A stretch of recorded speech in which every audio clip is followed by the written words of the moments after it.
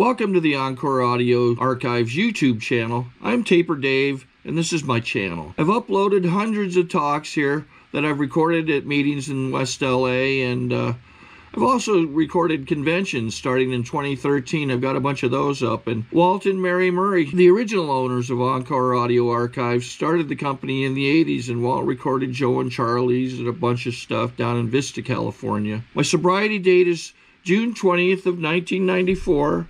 I hope you find something you like, so please like and subscribe to my channel and comment down below.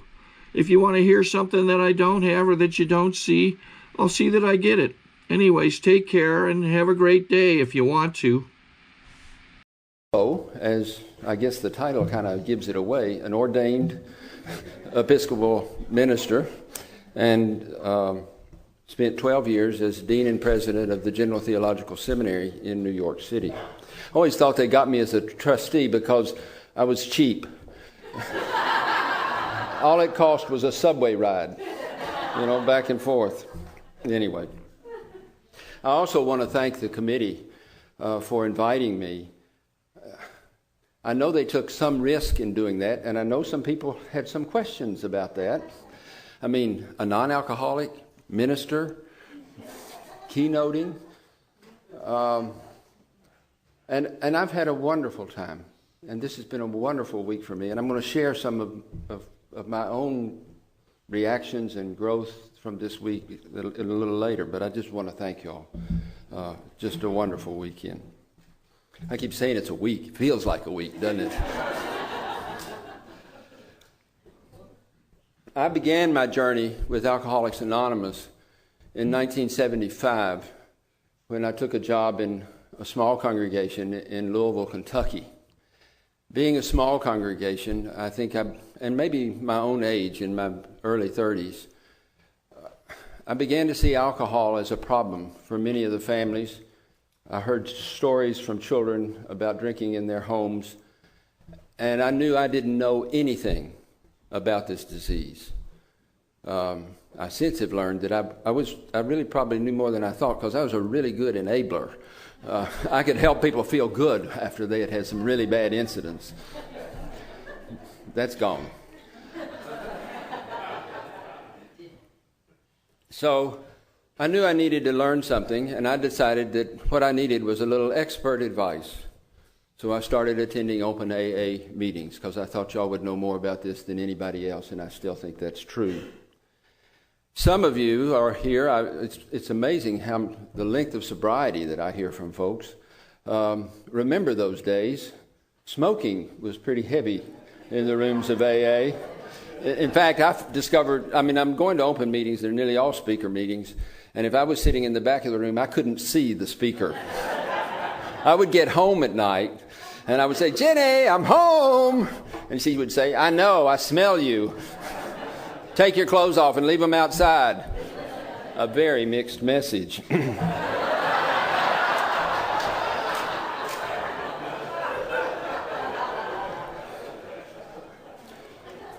I began my involvement with the steps about a year later, when a member of the parish, Willie, walked into my office and said, "Ward," this is a title you're going to love, "Ward, you're the spiritual expert, right?"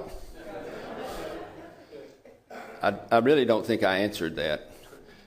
But he said, "I'm out of touch with God, and the last time I was out of touch with my higher power, I drank, and if I drink again, I may die, and I want you to put me back in touch with God." Yeah, oh God, thank you. Well, I knew that, even then I knew I couldn't do that. And so we talked and had a couple of conversations, and I decided that what we really needed, again, was to bring in the experts, members of AA, and we set up a group of 6 or 7 who would meet every Tuesday afternoon. It wasn't an official AA meeting, because I was there. Would meet every Tuesday afternoon at 4 o'clock to talk about spiritual issues in their lives, whatever that meant. That group changed my life. A little something about clergy, and kind of I hope this will make you a little compassionate for the poor suckers.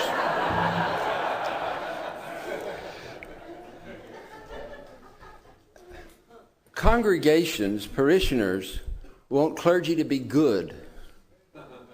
Yeah. They do not want clergy to be honest. That's a hard place. And I think that's part of the reason we see so many clergy crash and burn. To try to live up to that, because what you do, since you can't be honest and they want you to be good, well, then you are phony. You pretend, you fake it. And it's a terrible place to be. But in this group, they didn't give a damn about what I had done, what I thought, what I felt, as long as I did the best I could at being honest about what I thought, what I felt, what I'd done.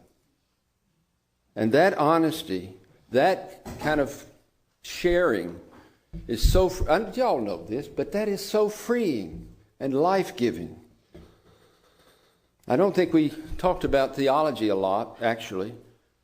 We shared something called experience, strength, and hope. And I began to grow in a self-knowledge and a self-acceptance that I've continued to this day. That was not it was not a brand new thing, but since that time it's been nurtured by the 12 steps, and it's been my life support for the last 37 years. I learned that I need to strive for rigorous honesty, that being phony is deathly. I learned, my wife loved this, I learned the only inventory I can take is my own. I learned that I can truly change only one person, and that's hard enough, and that's myself. And I learned to let go. That's been one of the hardest things. I'm a high achiever, and high achievers don't let go very easily.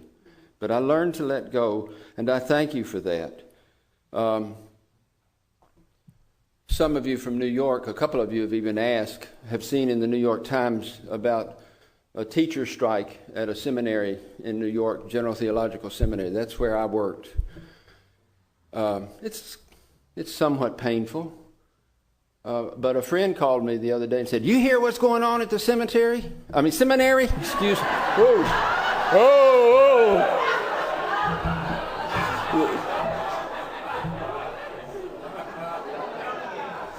That's a slip that'll come back, won't it?"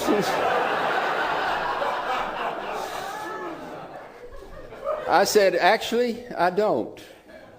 I let go of that. And I'm out having fun with a bunch of friends who don't drink. And I thank you for that.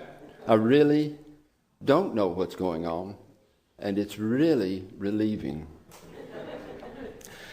You helped me learn to let go. In fact, one of the conversations today with Roger C., I realized that it was through this fellowship that I have let go of the need for a clear and certain theology.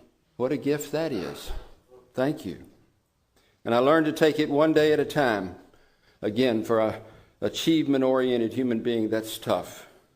I learned to work on anger, self-pity. Isn't that the worst? And I seek to be open, to listen, to grow. Those are all gifts that you have given me, and I thank you. So you've probably figured out by now, I may not be like all the other clergy you know. I live in Tennessee now that I'm retired. We live in the family home, which is about 15 miles from Dayton. Y'all heard of Dayton? Scopes trial, monkey trial. My father was there as a teenager. This is fundamentalist country.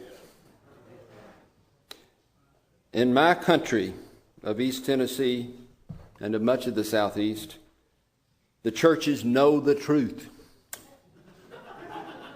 Now, they don't agree with each other about what the truth is, but they know it. And if you don't agree with them, then to hell with you. To me, that does not feel like faith. That feels like fear. And religion plus fear leads to judgment, to division, to the damaging of education, to destructive behaviors, to damaging of our civil structure. And the Southeast is working as hard and as fast as it can to become a third world country.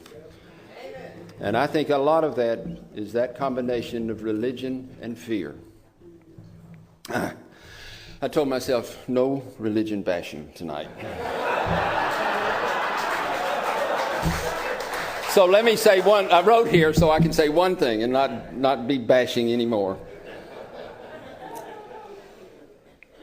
I'm very disturbed by religious institutions that believe they know the truth and use that to determine who is in and who is out, and then seek to impose their brand of truth on others. That deeply concerns me. It leads to arrogance, to division, to campaigns, to persecution, to crusades, to wars. And we are in the midst of one of the most horrible times in terms of the role of religion in the Middle East today.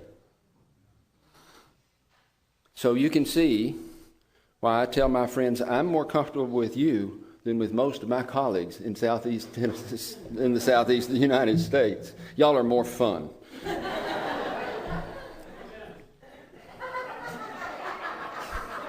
That sounded familiar.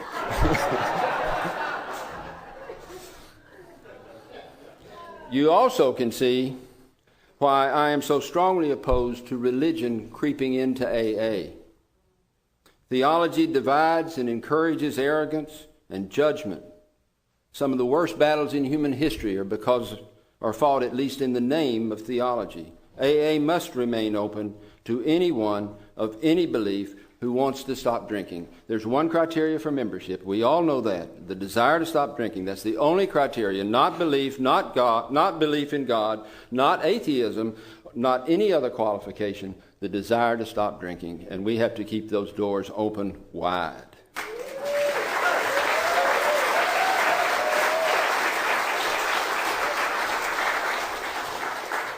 So let me share just a few reflections about this weekend.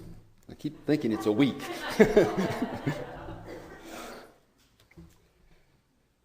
Some of the things I've learned the difficulty many of you have with the word spirituality.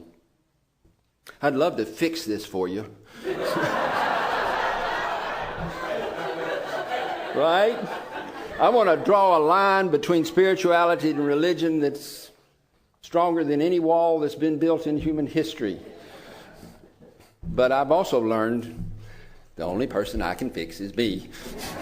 Right? So y'all have to muddle through and figure that one out.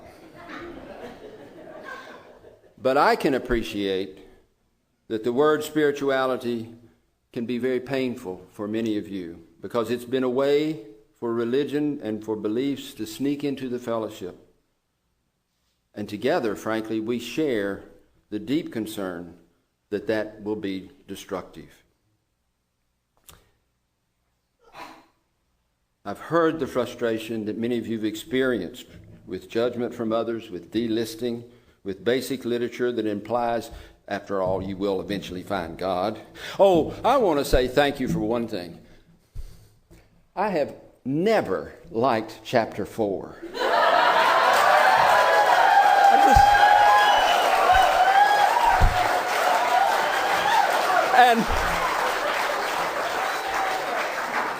And I've always been afraid to say that. You know? I really. And now I know there's a group that shares my conviction. And I thank you for that. I've been impressed with the optimism that I hear about this movement, particularly from Roger C. and Joe C. And I want to try to express that optimism. It's not in their words. I didn't get them written down. It's in my words. But in my words, I think what they have described, and from others of you, that this movement is about broadening the fellowship. It's a movement within AA that has already begun because there was a need. to broaden the fellowship, to widen the doors. And you didn't make it happen, and you're not going to make it come to a successful conclusion, but you're a part of it, and you will influence how it comes about. It's a wave of inclusion, and you're riding the wave. But the wave started out there, and it's going to land somewhere in the future. My experience has been that AA is the most inclusive organization or group that I've ever been associated with. It was way ahead of the curve with African Americans 2 years after the first meeting, with women joining the group, with GLBT, with Hispanics. But somehow, this issue has been more difficult. But one would be crazy to bet against full inclusion of all people in AA, because it has always been an inclusive community, and that's just where it's going. And y'all are a part of that and going to help make that happen. You're probably not going to see the end. I won't. I'm old. And you didn't start it, but what a wonderful, wonderful time to be a part of this group in this community.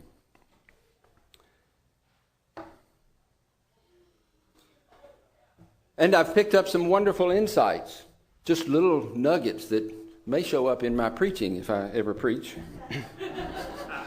Spirit, definition of spirit, that which is within each of us that's capable of change.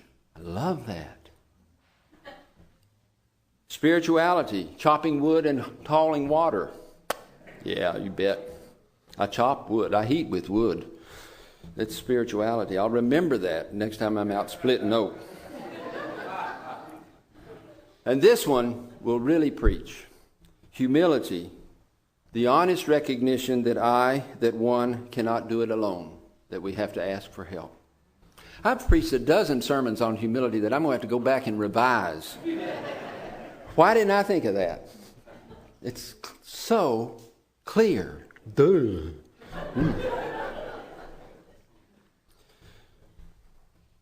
It's dangerous to give a preacher an hour. I'm just, okay? Because I want to talk a little bit about the 12 steps. And no.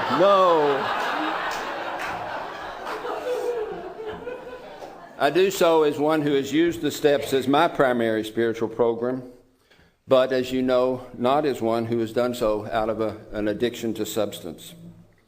That means my perspective will be different from yours, and there is some positive characteristics in that and some negative, and I'll let you sift that through. As I've listened this weekend, I hear the strong commitment to the unity of AA. This is AA. You are members, no matter what central offices say. And you know that. There's no question about it. But we have some communication problems. How can those who have theistic beliefs and those for whom such beliefs are untenable share about the power of this program of recovery? I'd like to fix that. But I know that's not for me to fix. But I do want to share some thoughts about what I see is the common ground that we might share and what that might look like. I've been encouraged to say these words by a little book that I read a couple of weeks ago called Common Sense Recovery by Adam C. I believe our approaches are very similar, but they come from very different perspectives. And so with his encouragement, or actually with his book's encouragement, I share my thoughts about the power of this program of recovery. It's known by everyone in the fellowship who's sober today. It's not theoretical. So any understanding of this power must come out of experience, not religion, not sectarian theology, experience. And I believe this is possible because the 12 steps themselves are essentially experiential. They came out of the experience of the early members, and they have been refined through the experience of millions. So where do we begin? I think meetings. October 2012. As most of you are aware, Hurricane Sandy hit New York City and the surrounding areas, inflicting incredible damage. The week before Sandy hit landfall, the World Service meeting of AA was held in Rye, New York. Saturday, Sunday, and Monday of the weekend before Sandy hit, the General Service Board also met in Rye. Isn't that an appropriate place for AA to meet? In Rye, New York.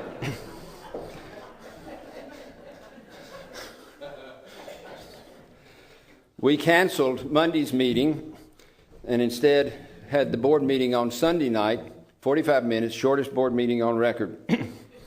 Many of the trustees were able to leave Monday morning, but many of the international delegates to the World Service meeting and about half of the trustees were unable to get out. When Sandy hit, it left the hotel with no power, no water.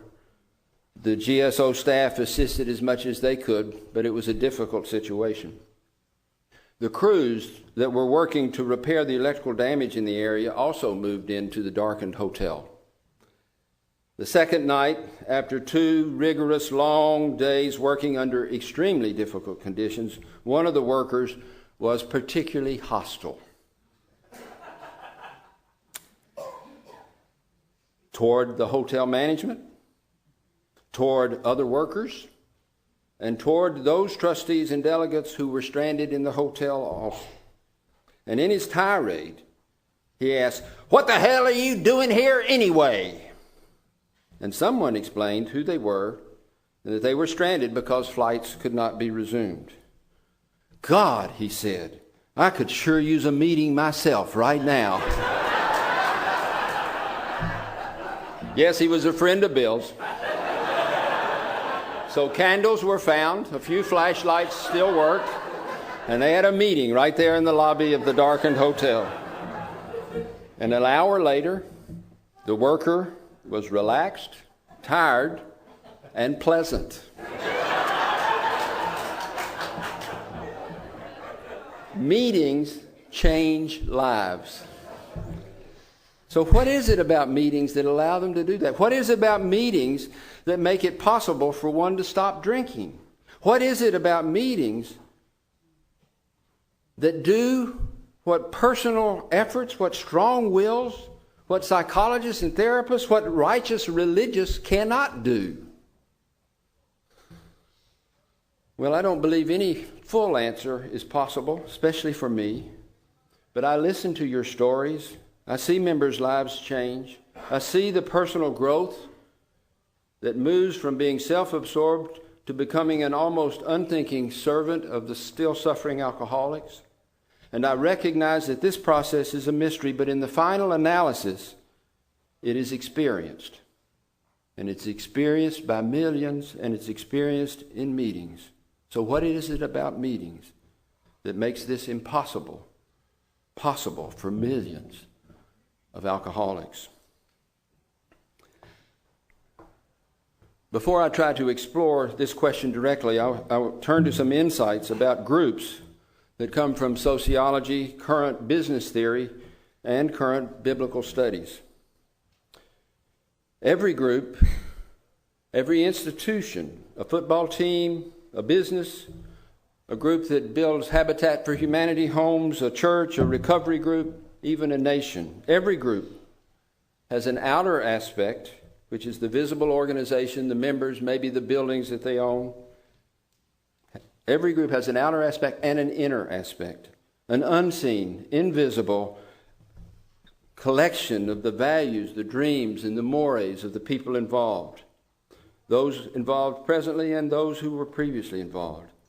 This inner nature is not some separate heavenly entity, but it is an invisible reality of the material organization. Yesterday, the comment about esprit de corps in the Marines was an example of what I'm trying to talk about. Now, perhaps it's because I am an ordained minister, I tend to prefer the word spirit to the word culture. But I hope you will not be offended that I use culture and spirit interchangeably. Whichever word we use, the spirit, the culture of a group or an organization is an invisible reality that exists as an integral part of the organization. And that is a principal theory in all business reform theory today. What is important here is that this spirit, this culture of an organization, is more than a personification of certain aspects of the group or institution. It has strong power to influence the members of the group. In other words, terms like mob spirit or team spirit describe realities that come into existence when a mob or a team forms and causes people to act in ways that they never believed themselves capable of acting. If you've ever played team sports, you know there are times when the team is up and the performance is above what anybody thought they could do, and there are times when the team's down and the performance and the decisions are awful. The job of the coach is not only to help the players improve their skills and to develop a game plan, the job of the coach is also to nurture a positive team spirit. Groups have an invisible reality that has power over the members. Now, our modern tendency to ignore the culture of an organization as a force within the organization leads us to underestimate the strength of this invisible guiding power. Because the institution usually antedates and outlasts the members, it develops and imposes a set of traditions, expectations, beliefs, and values on everyone in the group. Usually unspoken, unacknowledged, and even unconscious. This invisible network of influences constrains behavior far more rigidly than any printed set of rules ever would. I think this conference is a case in point. The need to resist what I would call a small t tradition in AA, a tradition of faith in a deity. The very need to resist that affirms the existence of the influence of this invisible spirit of this fellowship. Why do lawyers wear suits? Why do people apologize when they swear in front of clergy? Why is success equated with a higher salary? The spirit of institutions, the spirit of society governs dress, social class, behavior, life expectations, even the choice of a partner. Every organization, formal or informal, contains a spirit, a culture that is a powerful guiding source for the organization. What I experienced in my little group of recovering alcoholics that met every Tuesday afternoon was a spirit of honesty. There was one primary concern, and that was that we be honest with one another with our lives, our doubts, our experience, our insights. And for the first time in my life, no one cared what I did, only that I try to be as honest as possible with myself and with them. No one had to say that out loud. We never discussed it. We all knew it. And that spirit was freeing and transforming. And in my experience, in a healthy AA group, there is a spirit of acceptance, of accountability, of truth, of gratitude, and of love. And that spirit, that culture, is in fact a power greater than the individual members. I would suggest to you that it is that spirit which makes the impossible possible. It is that spirit which is able to do what personal effort, strong will, psychologists, therapists, and righteous religious are unable to do. And you know this. You've experienced it.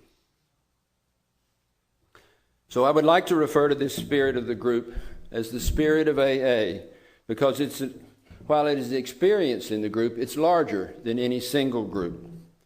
It includes the experience of our founders. It's pragmatic. It's based on the experience of what has worked and what has not worked. It is the experience of current members. It's more diverse than any one group, which may explain why we have so many meetings. And yet, there are qualities of the spirit of AA that are universal, and this is what makes it work. And so I beg your indulgence while a non-member looks at the spirit of AA. And I want to begin with what I think is central, and that's hope.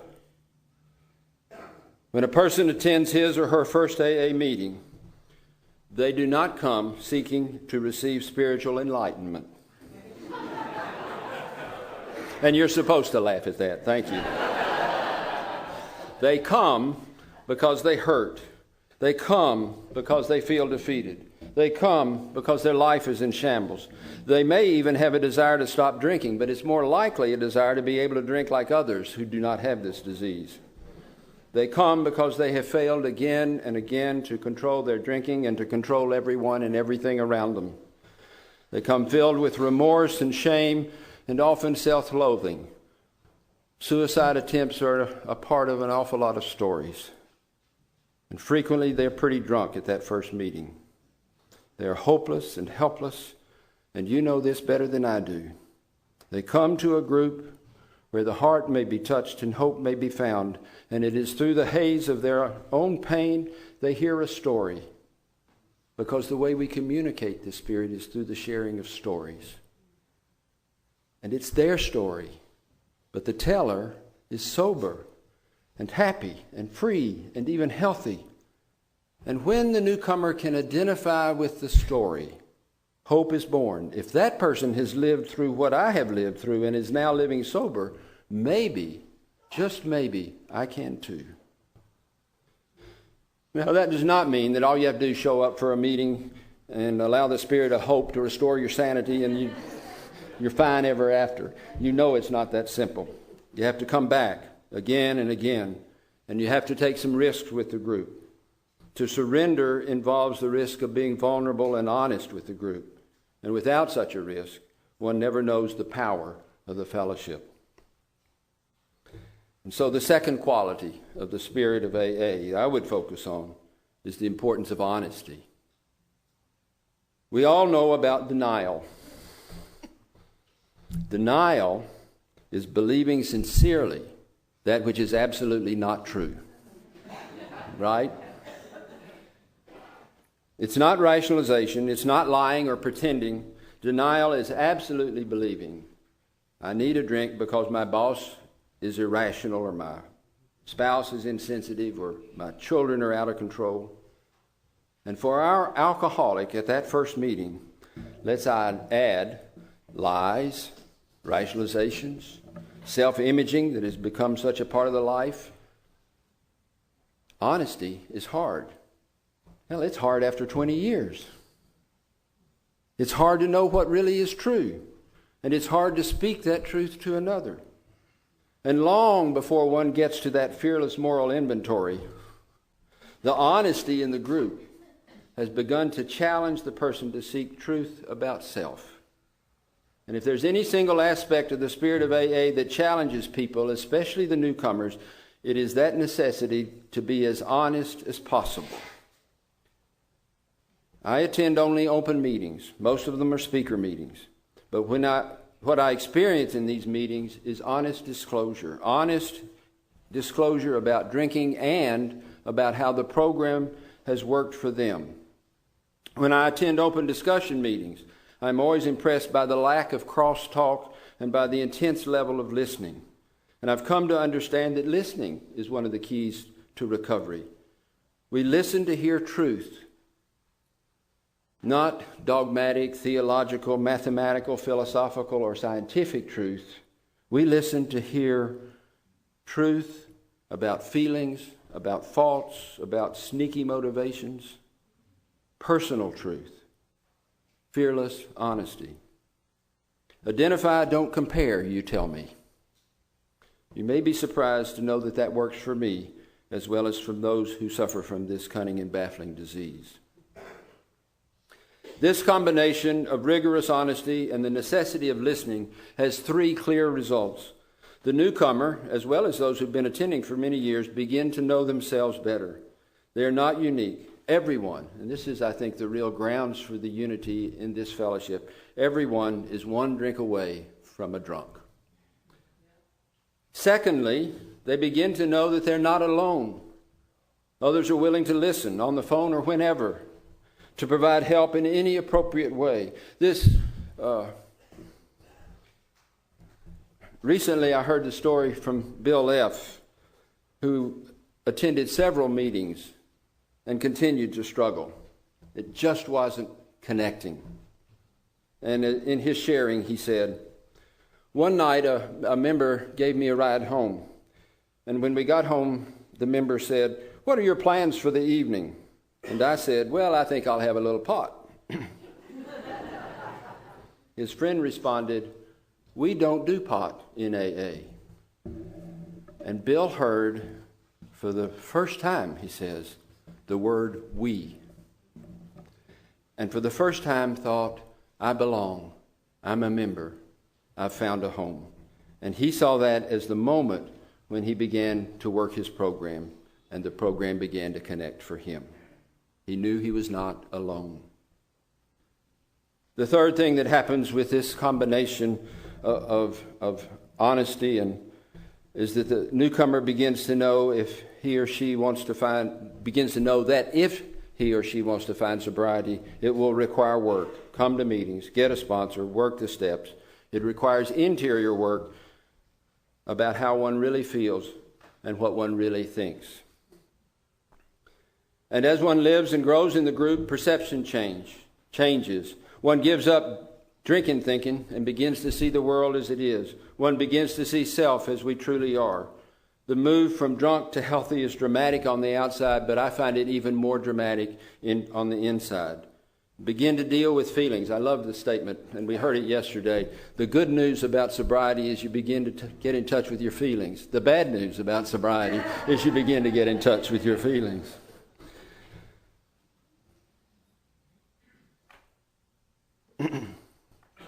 A friend of mine, a close friend in this fellowship, said to me, the secret of life is living life as it truly is and giving thanks for the good you find each day. Why didn't I think of that? That's fabulous.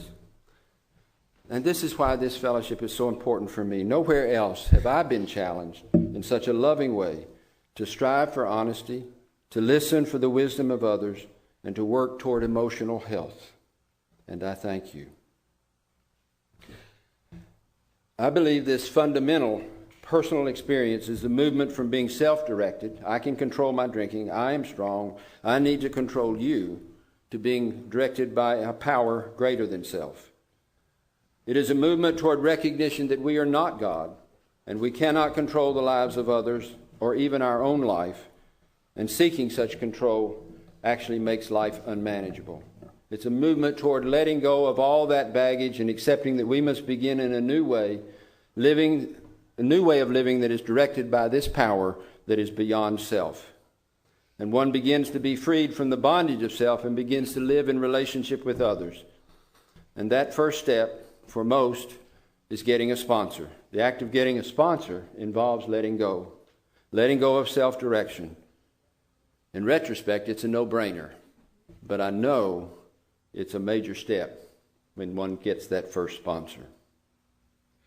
And as one grows in the process of recovery, it's toward the 12th step. If steps 4 to 7 are about healing self, then 8 to 11 are about right relationship with others and with the world as it is. This is the growth that all human beings must make, from self as center of the universe to recognition that the world does not revolve around us. And as we grow up, find a vocation, marry, have children, whether you're an alcoholic or not, we learn that we truly fulfill ourselves only with and through others. And y'all know that. What a wonderful gift for everyone in this fellowship. The first lesson that Bill W. learned was that the only way he could stay sober was to share with another drunk with the desire to assist that person. That's why he made that call in the hotel in Akron, to keep himself from taking that first drink. He needed to share with another drunk, and it is something of a mystery of why that works, but we all know it does. There are many ways that one is guided in the fellowship of this spiritual journey from king baby to mature being, human beings. Listening means letting go of the desire to be the center and becoming open to the wisdom of the fellowship. Sharing with another drunk allows one to become less judgmental of self as well as others. And then there's resentment. Number one offender. Resentment is so totally self-focused. We become so wrapped up in how we have been wronged, whether it's real or imagined. To recover necessarily requires learning to let go of resentments. And you've taught me it's about focus. Do I focus on how others have violated my being, my good actions? Or do I focus on the many gifts that others have given me? If getting a sponsor is an early act of letting go, serving as someone's sponsor is an act of giving of self that will strengthen one's sobriety even further. A friend of mine once told me, when we sponsor someone, we sometimes desire good for another more than we do even for ourselves. And that desire ends up doing us good by bringing out the best in us. One of the clearest lessons from AA is that helping others helps self. The journey of recovery calls us to enlarge our vision and grow in selfless love. And as long as we live, that journey is never finished. The last quality of the spirit of AA that I would like to talk about is gratitude. Over the last few years, as on the General Service Board, most of my contact with members of the fellowship has been with people who have 15 to 40 years sobriety. And if there's a single characteristic that I would use to describe them, it's gratitude. I think this focus on gratitude is one of the greatest gifts that I've received from this fellowship. I've received so many gifts in this life. I'm surrounded by love on every side. I never even saw that before I was out of college. And all I have to do is open my eyes and see the gifts and see the love and gratefully receive it. I had no friends. I have no friends from high school, from college days, because I was so intense on my own achievement. I quote from Ernie Kurtz and Catherine Ketchum's new book, Experiencing Spirituality. The hallmark of recovery, of spirituality, is gratitude. In fact, gratitude may be a synonym for recovery. They are so good. Hope, truth, honesty, letting go, acceptance, loving others as a way of loving self, gratitude. These are spiritual realities that are a part of the spirit of AA. They're more. I haven't even mentioned things like unity, carrying the message, purpose, self-support, anonymity, and we could go on. These qualities, this culture, is invisible. It's intangible. These are spiritual realities. They are difficult, maybe even impossible to define, but we experience them. Just so are our lives changed and formed by this invisible culture, this spirit of AA that is an integral part of the fellowship. It is an experiential spirituality. It's pragmatic. It's known through living. And frankly, this is what really matters. A newcomer caught by hope, sharing of one story, seeking above all to be truthful, letting go of the desire to be self-directed, choosing a sponsor, identifying with another who is both different and yet the same, discovering the gifts that have been given, becoming happy, joyous, and free, all made possible by the spirit of AA, unseen, indescribable, but known through experience. I said that I seek common ground for members of this fellowship who cannot accept belief in a transcendent deity and those who do.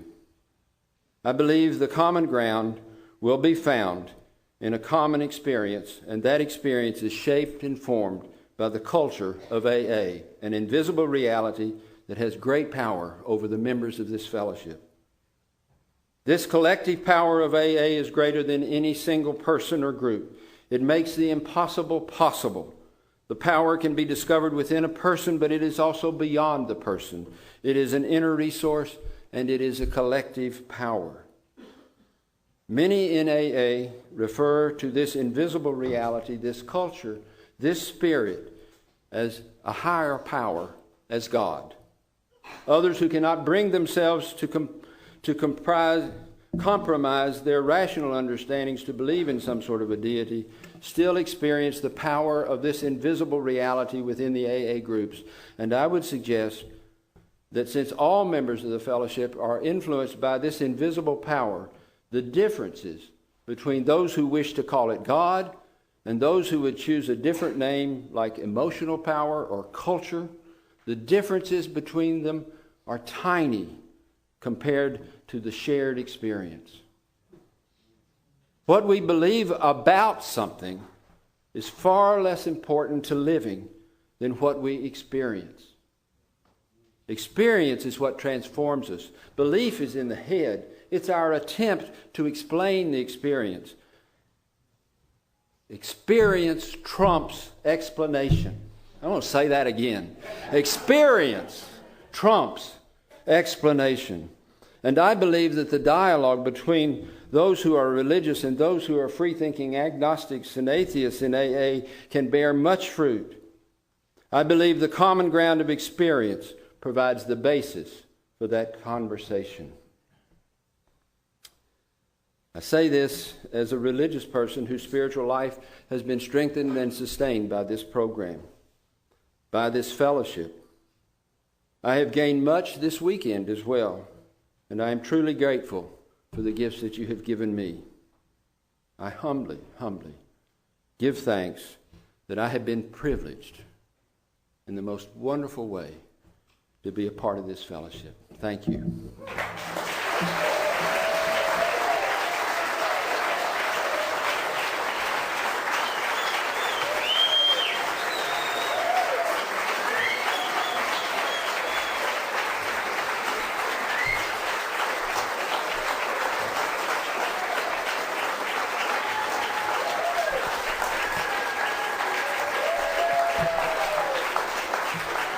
Wow.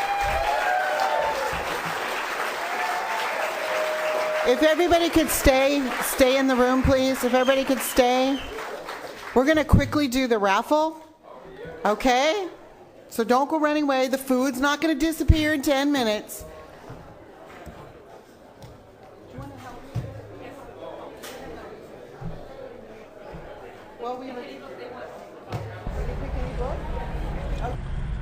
Okay, this is how I prepare my drone for launching. I like to do it inside the cab of my truck so I'm not standing outside in the weather. To install the joysticks for control, up and down, right and left, powered on. I have an Android phone that I use to connect it to the drone with. And it's actually controlled through the iPhone, through an app. Oops, wrong way. It's actually controlled through the iPhone, or through this Android phone, through the app. It's actually controlled through the Android phone, through an app, and you connect it through this short connection right here.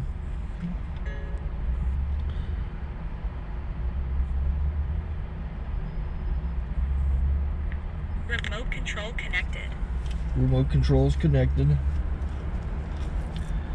So I pull out the drone. I have to extend the legs. Long legs extended first, then the short legs. Remove the gimbal protector. Set that aside, then power it on one short burst, then one long burst. I lay it down. So I have to go to calibrate. So the drone's not connected yet. It shows you here as this drone gets disconnected, even though the remote's powered on. So the drone has to establish it's connected. So I go into the app to calibration mode. First I'll calibrate the remote controller. Start calibration. Out, in, out, in, up, down.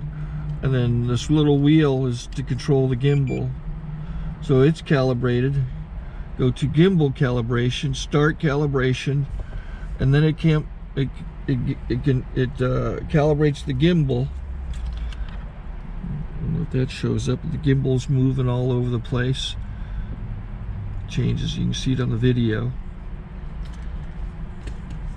And I'm calibrated to take off. It's acquired 7 satellites at the moment. There are 26 satellites up in the sky, which it has to acquire before you can take off. So it's connected. It's got enough satellites. This is white. I can go to press this little arrow button, swipe right to take off, and it would start the motors if I slid this to the right. But I'll wait till I get outside. Don't want to do it inside.